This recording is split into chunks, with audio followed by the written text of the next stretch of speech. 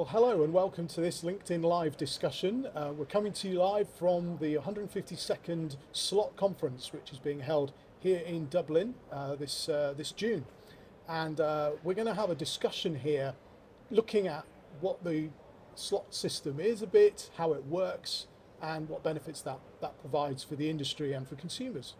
And to do that, I've got three fantastic panelists here to have that discussion. The first on my immediate left is Lara Morn, who's our head of worldwide airport slots at IATA, at least for now. We've got Petra Popovac over here, and she is the CEO of ACA Australia. And then in the middle, we've got Rob Whitehouse, and he's VP Research, Strategy and Development for Dubai Airports. So thank you very much for joining us today. And I am going to just ask you to maybe explain a bit about your role and how that works with the slot process. So we'll start over here with Petra. Thanks. Okay, no problems. So my name's Petra Popovac. I'm the CEO of ACA in Australia and also ACA Airport Coordination in Ireland as well. I am a slot coordinator.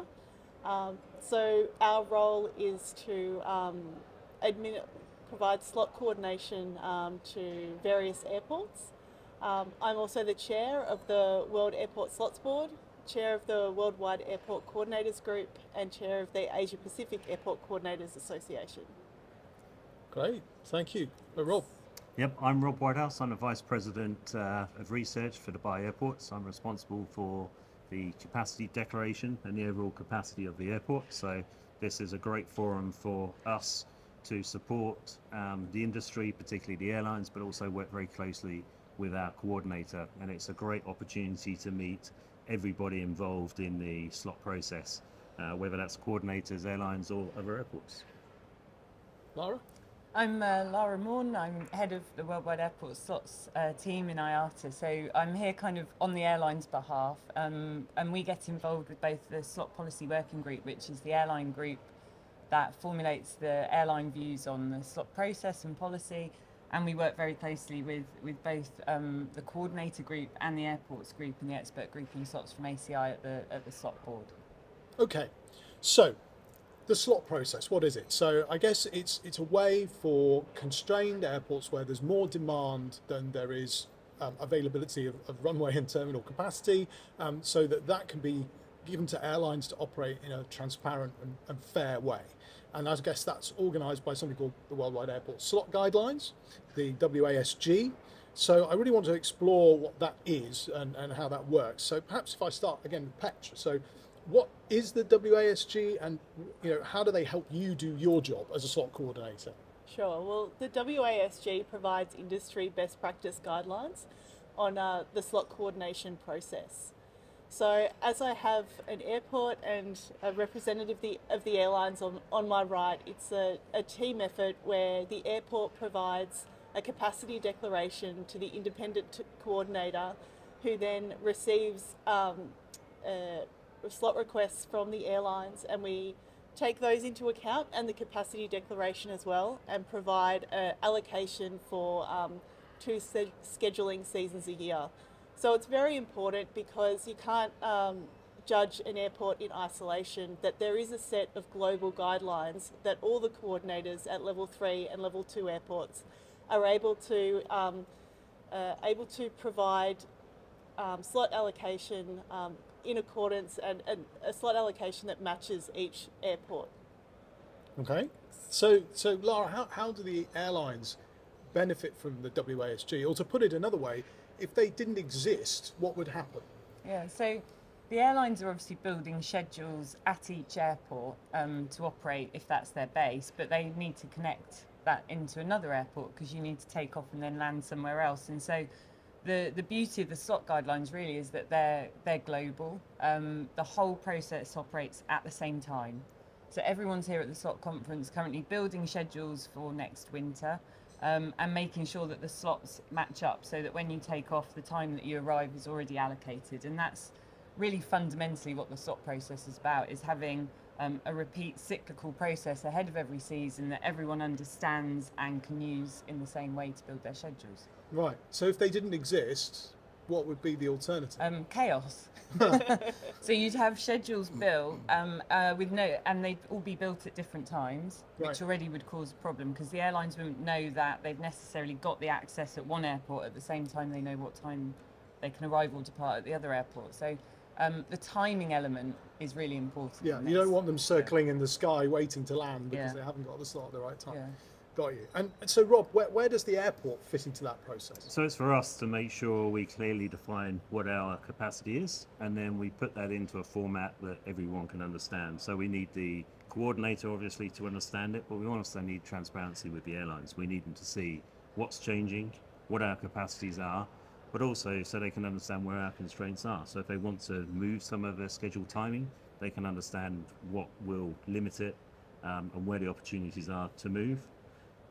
For us, really, it provides a single guideline for consistency across the world. Now, the adoption isn't fully compliant, but I think now as a group we're getting there, and I think as a set of free industry bodies, we're in a great place now to start advancing it and making sure that it fits with all of our requirements and needs. Right. Okay. Thanks. So the WASG, obviously, it's developed by a group, right? So who sort of oversees that? Maybe Lara, you can just explain who looks Yeah, after that. so the WASG was, it was constructed and brought together decades ago, traditionally by the airlines, and then the coordinators came involved in that as the other sort of user party as part of the guidelines, applying these guidelines all the time. And then more recently, in the last decade, the airport community has come on board, obviously as a third party that has a deep interest in the guidelines. So in 2019, it was a more formal structure was put around this. So the airport community in ACI, the coordinator community in WWACG, and IATA and the airlines are now part of a three-party governance that oversees all the future development of the slot guidelines, which is really positive. Right. Well, we'll come back to that development in a bit. But first, I'd like to have a quick chat about the sort of current scenarios that we have with air traffic. And obviously, last year there was quite a lot of coverage of disruption, particularly in Europe, but also in other parts of the world. And I'd be quite interested to explore how the slot system kind of coped with that. If maybe I'll start with Rob. In terms of Dubai airports, how did they rebound from the COVID shutdown? Did you experience any operational issues? And perhaps more importantly, did the slot alleviation work as intended to enable the network to recover quickly? Yeah, it's a good question. I think we have been relatively unique. We've had a very fast recovery.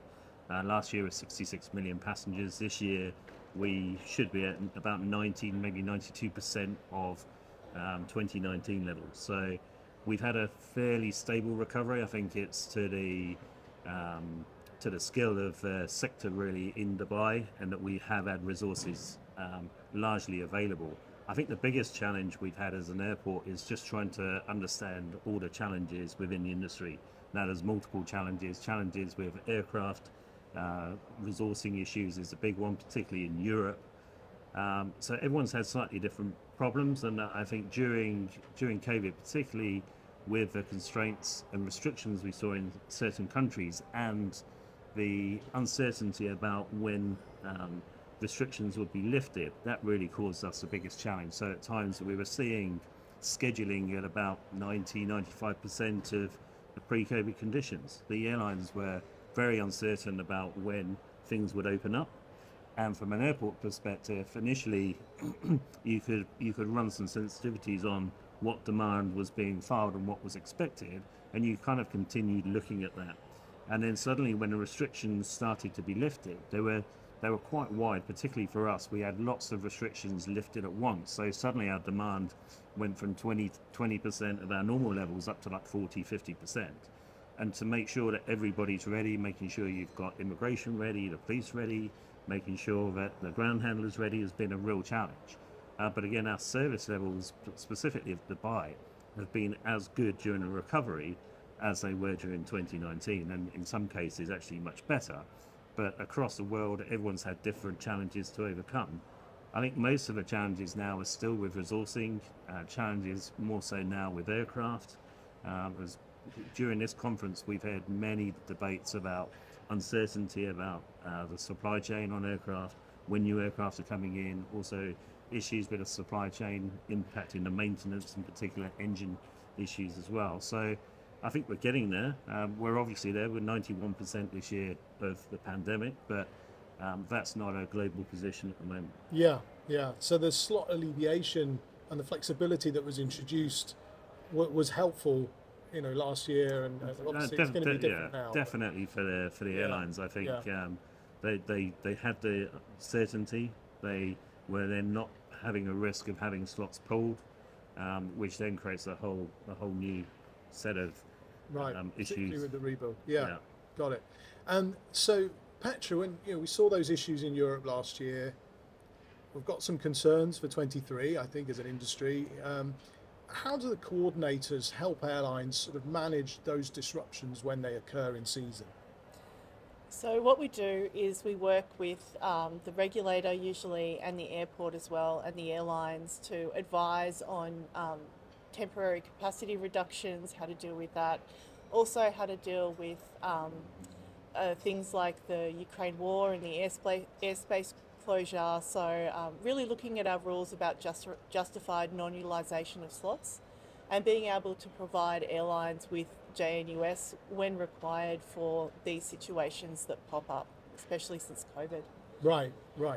So I guess the question then to Lara would be, do you think airlines would agree that there was sufficient flexibility was given, and if not, how would that be improved? Yeah, I mean, exactly what Rob and Petra were saying. The lack of predictability was the big issue for everyone, and then starting to rebuild with all these supply chain issues. So the flexibility afforded originally with the slot waivers, so zero use requirements allowed a really flexible environment and was totally appropriate then. And then as things rebuild, the slot use rules came back in slowly.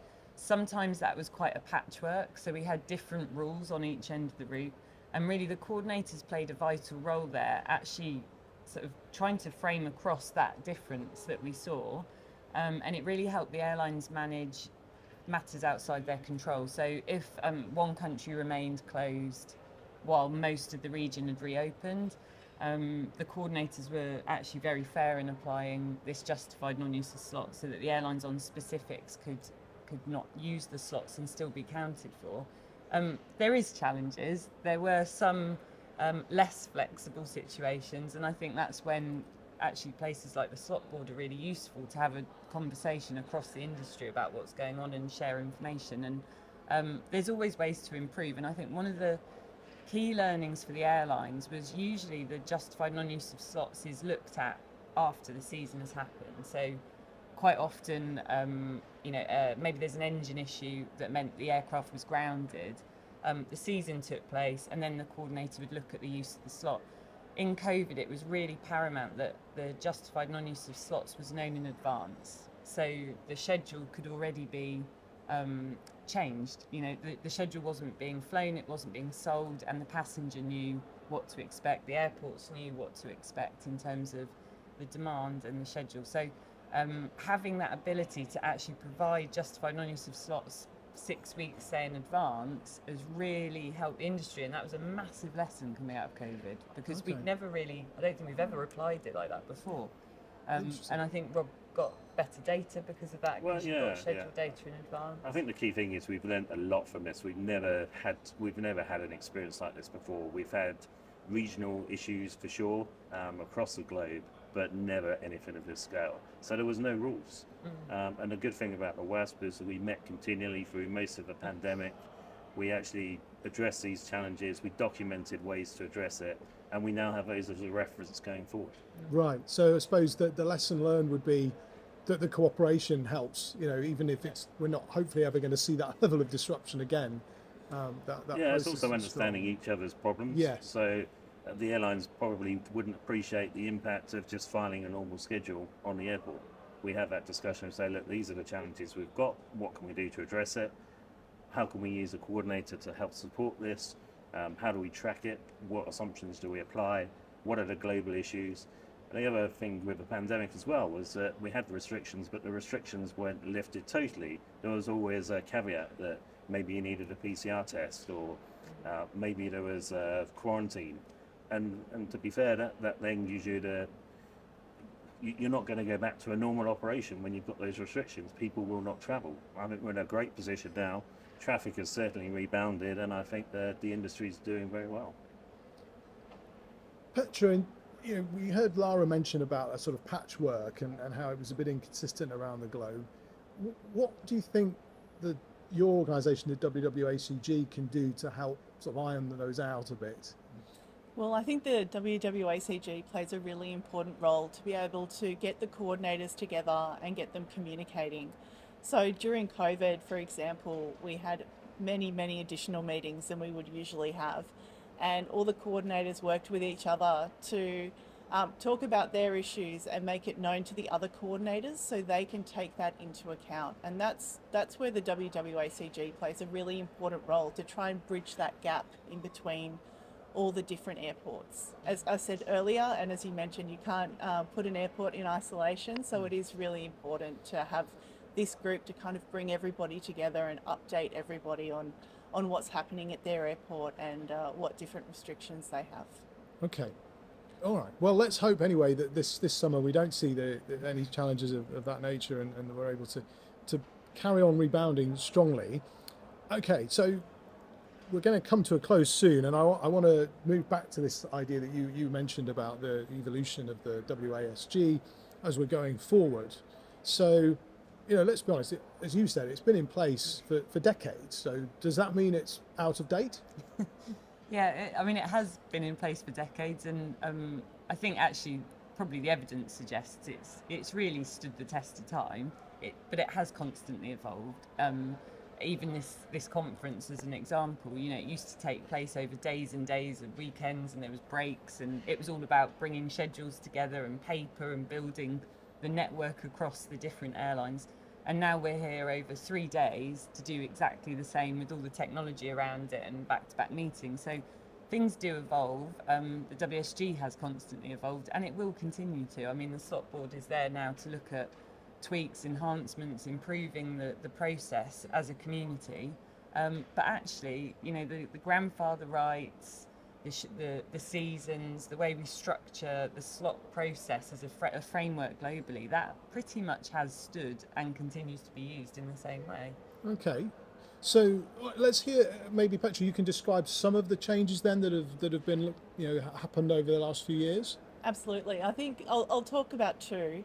The first one is a new entrant rule, so an enhancement to the new entrant rule. Basically what that means is that new entrants have a higher priority during the initial allocation, which means that access to congested airports is improved by the change of this rule, which I think is really important as airports get busier and busier.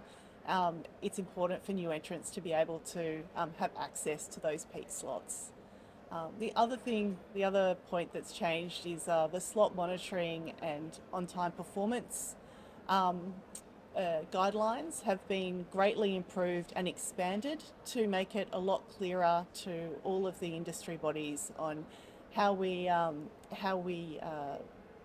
monitor slots and how we measure on-time performance and what's expected of the industry in that situation. And talking about this conference as well, we have actually in the WASB meeting the other day agreed to amend another section of the WASG. So it is something that is continuously evolving. And I think it's great that we now have the airports involved as well, so we can have the whole 3 most important stakeholders, or the stakeholders that have the most to do with the WASG involved in that process, and to get their feedback as well. Yeah, okay. And so to sort of put those in a specific context in terms of Dubai, as a constrained airport, that you're connected to other constrained airports. Have these changes, do you see them helping Dubai grow its network, and what can perhaps also happen with the capacity constraints that you have? Yeah, I think it's key that we evolve with WSG. It's a good document. It's a consistent document that we can all use. But it's like anything. Over time, it can continue to evolve, and we've also got different problems now. There's different ways to optimize our airports. There's different ways we can utilize our capacity. One of the biggest issues we have at most of the level threes is just making sure that all stakeholders are aware of what's impacting our capacity. So as Petra mentioned, the slot performance committee is a key measure that we need to establish. Not all airports do that. We need to make sure we have it. And for us, it's a way to communicate with the airlines and to try and understand what the issues are. So a poor slot performance really is about off-slot performance and what can we do about it. So for us, that we could just sit there and just ignore it, but we're never going to be able to declare more capacity in the future unless our demand is consistent. So what I mean by that is it needs to turn up very close to when it was scheduled to. This forum allows us to discuss with the airlines, and for us it's also attended by our slot coordinator, ACL in our case, and the coordinator can then ask the carriers for an action plan. So what is the problem? What can the airport do to address it? What can the coordinator do? So the airport could look for alternatives. They could look at where they can improve capacity. They could facilitate a discussion with a ground handler if there's an impact from that side. From an airline perspective, it allows them to give us a better understanding of what's causing the problem and how we can fix it. And then ultimately, we then start to see better performance and a better understanding of those problems, rather than just living with it and never actually being able to optimize our capacity and get the most out of our infrastructure. Thank you. Well, we're almost coming to the end. I'm going to ask a final question to all of you. What is the one most sort of critical benefit of the slot process? And you can sum it up in a nutshell. I'll start with Lara and move along. I think for the airlines, it has to be the consistency and fairness that it brings. So knowing that you're being treated the same way as any other carrier, but really consistency from the planning point of view. Network industry, you know, the schedules are built on huge networks across the world. So having the consistency of the rules applying the same way, regardless of which airport it is in which region, is really important. Okay. Rob? It's very much the same for us. It's about consistency, having common guidelines across the industry. I don't think we're there yet in terms of everyone having the same style of adoption of it.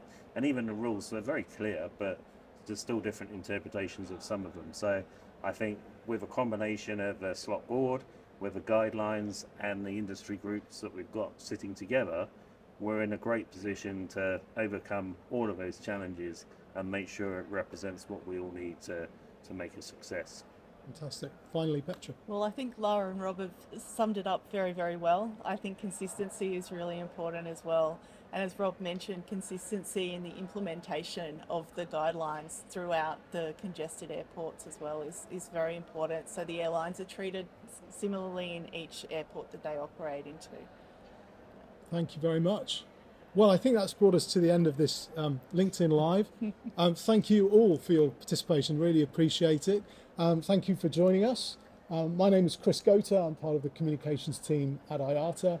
If you have any questions on the slot process or want to be involved and learn more, you can find out more at www.iata.org/slots. And we'll see you for another LinkedIn Live in the future. Thank you.